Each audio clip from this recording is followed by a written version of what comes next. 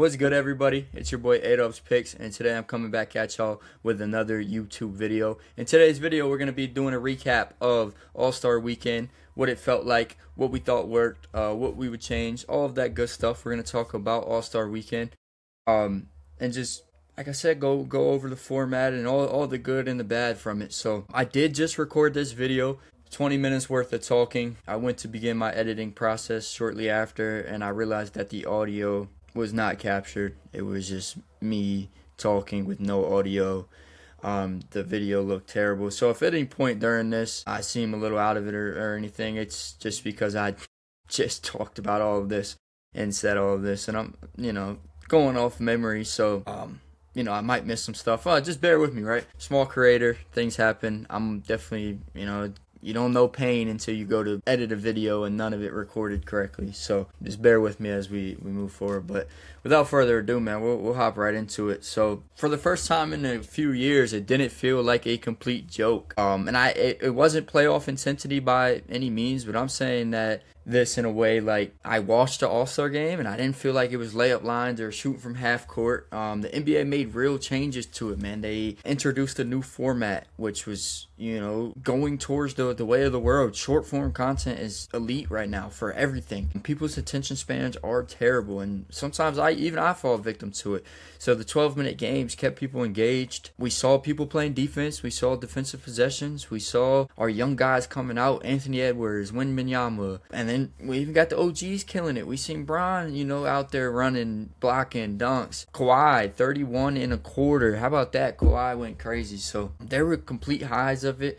And then, of course, there's things that still need work, and I think that's where the league will get it right next year. So we're really just going to break down what I thought worked, what didn't, and whether or not this is the future of the All-Star game. So let's be honest, the last few were terrible. They were terrible. 180-point-plus games, no defense, that half-court shots, that shit makes me mad, man, when people are pulling from half court. People openly admitting they don't care. It kind of became like background noise. Scrolling your phone. The captain stuff helped for a little bit, the draft format with LeBron and Giannis or KD drafting, but that eventually wore off to the public. It wasn't anything too hyped after a while. So the league quickly realized that there's no urgency from the players, from the fans. It's just not what it needs to be. And it's a product that was amazing for a while, fell off, and now we're trying to recover. So they leaned into that short form, competitive burst, pride-based matchups for over meaningless 200-point games, half-court shots, and layup lines. So it showed almost immediately, right? From the opening tip, Victor Wembanyama won the tip against Anthony Edwards, took off straight down the lane to the rim, caught it, and put Cade Cunningham in the rim. I think it was Cade at least.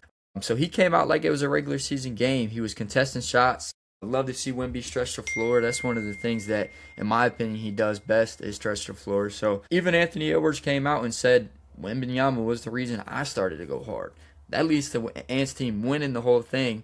And Ant got MVP. So to see a superstar of Wemby's stature and be so young, he's so mature for his age. I love watching Wemby play. To see the youngest superstar on the court playing with this level of effort means that the league is in good hands, and he changed the tone for the rest of the night on Sunday. And it was very, very visible from the tip that Wemby was here to play. And I'm glad that other guys fed off of that. And then you had Kawhi, right? You had the OGs. They were out there. KD was getting some buckets here and there. Kawhi scored 31 and a quarter. Then I think he missed one shot, if I'm not mistaken. Just straight cooking, bro. Cooking. And that was really cool to see because Kawhi is one of my personal favorites. There's a photo out there of Kawhi dapping up KD, and like KD's hand is like this, and Kawhi's hand is just 7-foot Kevin Durant. His hand is just getting clobbered by Kawhi. That shit was so funny. So Kawhi, that was amazing to see. He looked like he was in a playoff series at some point, and all the things that Kawhi's been through with his injuries. I know people give him a hard time, but he doesn't not want to play. He's just like hurt. It is what it is. He's hurt. To see him out there and taking it as serious as he did, knowing his injury history, was beautiful. And then we talked a little bit about Ant as well, but MVP of it, he deserves a little bit more talk. He didn't just score, he took over the games. Transition dunks, threes, he was flexing, talking shit to people. It's just amazing from Anthony Edwards. He embraced the spotlight, and I think that's why he won MVP. It wasn't just like about stats or let's shoot from half court or everyone knows Ant can dunk. He was out there. It felt like a presence of a young superstar. He looked like the future face of All-Star Weekend alongside of Wemby and the other teammates that he had on his team. So I loved the game. It was amazing. I thought it was a big switch up from previous years. We'll rewind a little bit back into Saturday, right, where we have the dunk and the three-point contest. And for me, the three-point contest is what it is. It's the same thing every year. It's got a high floor, low ceiling type deal. Like, it's one of those ones where it's just reliable, right? It's just super reliable. The shooters get to get out there and get in rhythm, shoot it. There's no defense, no risk of injury, which is huge. Another reason why a lot of people don't go as hard as they should in All-Star games. Just straight pure mechanics, in my opinion. And once again, Damian Lillard delivered. He got in that rhythm. We saw the deep range. We saw the confidence straight off the Achilles injury. Actually, so cool to see Dame out there again. I think this was his fourth one. Someone correct me if I'm wrong, but that was his fourth one, if I am not mistaken. So he built a real legacy around the event. And I think next year we get to see, he leaked his DMs with Curry. It's going to be him, Curry, Book, Clay, and a couple other real shooters, they said, whatever that means. I can't really think of who else they might want in it, but that's going to be really cool to see next year. So another one of those that has a high ceiling, but you don't really expect a whole lot from it, right? It's just really fun and going to be that way forever. The dunk contest, man, I don't know. It's still really, really inconsistent. And I guess this year it felt a little cleaner, less awkward.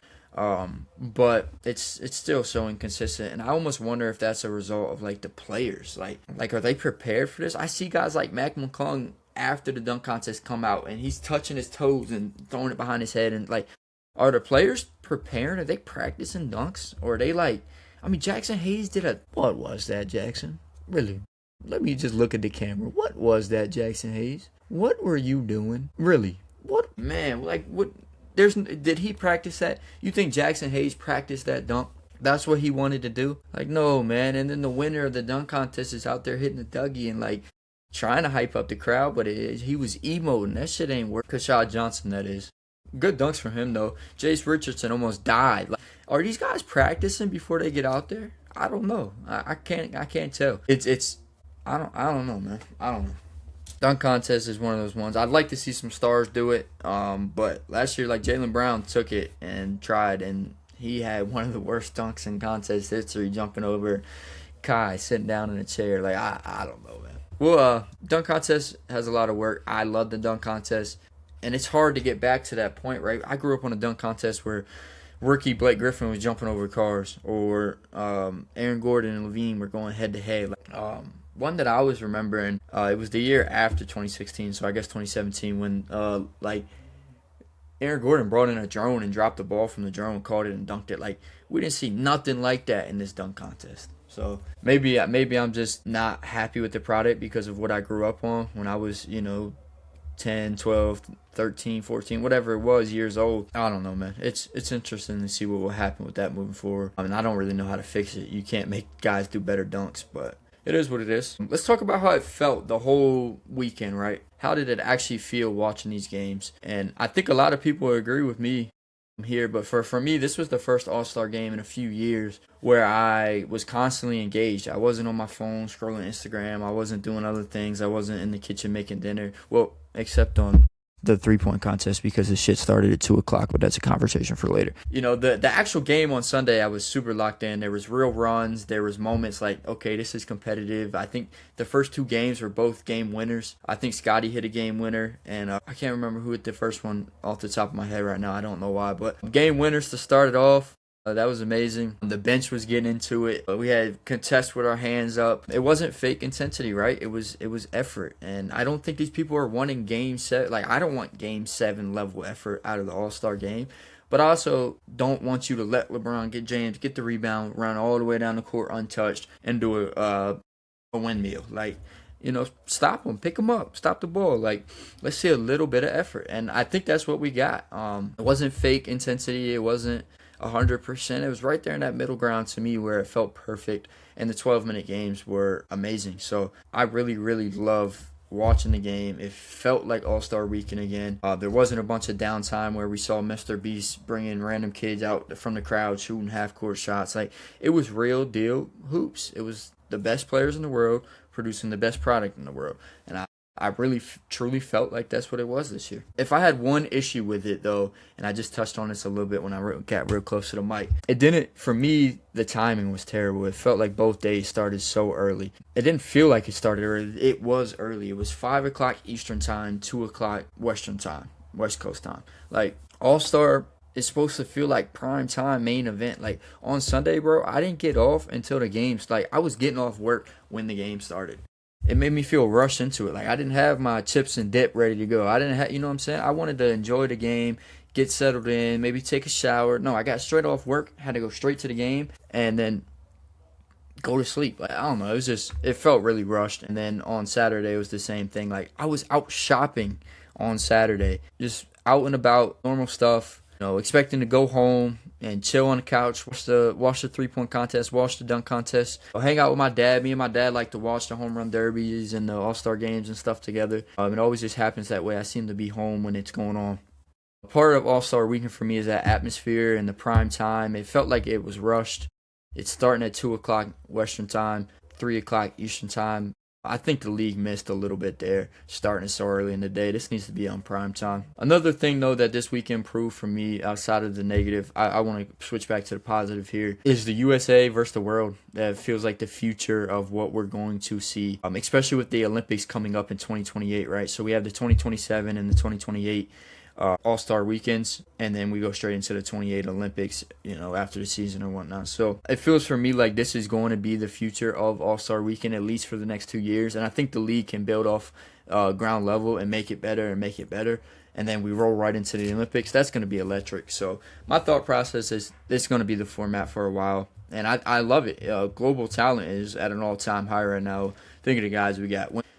Luka, Shea, Jokic, Giannis, Joel Embiid, Jamal Murray, Sengun, like the list goes on and on and on of international players that are not just participating in the league and showing up, but they're dominating our league. And then you add that national pride rolling into the Olympics, the competitive, naturally rises. Obviously, the world team didn't get it done. 2 of their best players just decided not to play, or were sitting out. They were missing Shea, so they were really left in the hands of Wemby and a couple other guys because Luka and Jokic don't care. Giannis is hurt, Shea is hurt, but nonetheless, still cool to see, and it won't be that way every year.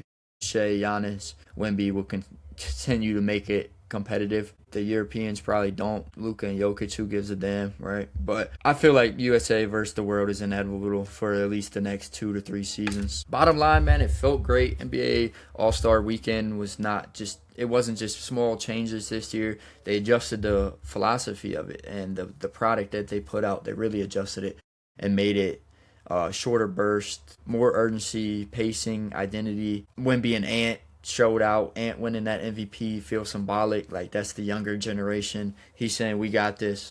If the old heads don't want to do it, we'll do it. Credit to the old heads, though. They still showed out and played hard, too. But, it felt watchable. It felt intentional, I should say, watchable, and modern. So I'm a huge fan of the product that the league put out this year, and I think we'll continue to see it. I don't know if it's perfect. I think it still needs some refinement, but that was the first All-Star week in a while for me that didn't feel like it was dead. It didn't feel like it was dying. It felt like it was evolving. So let me know down below. Do y'all think they'll tweak it, or if they double down again next year on USA versus the world, or any other changes you guys want to see? I'd love to talk hoops with you guys. Definitely comment down below. Let me know what you guys think. If you made it this far in the video, I appreciate you. Thanks for watching this far, and make sure to like, comment, subscribe, all of that good stuff. One other thing, let's talk a little bit about the Discord, right? So the last 2 weeks, I've been gone. I was in Oklahoma City for a week. One of the coolest experiences of my life, all the way from when I flew in solo, went to the game, and then my brother flew in, and we got to celebrate him for a weekend and the great things he's accomplished. He had me in rooms that I never thought I could be in. So shout out to my brother Jared for that. Just great stuff. But moving forward, we got a lot coming.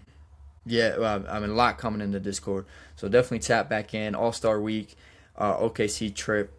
kind of untimely there with the 2-week break, but as soon as it's over, Thursday, we're back in action. We're going to keep killing it. We're going to keep running it up, and we're going to crush the second half of the season. So I appreciate you guys once again. If you guys want to join the Discord, if you're new around here, make sure to use the links in my description down below to join. It'll take you straight there. Free trials. And then check out Props Madness too if you're needing a tool to up your bet strategies and make more money. Man, that's what Props Madness is for. So appreciate you guys once again. I'm out.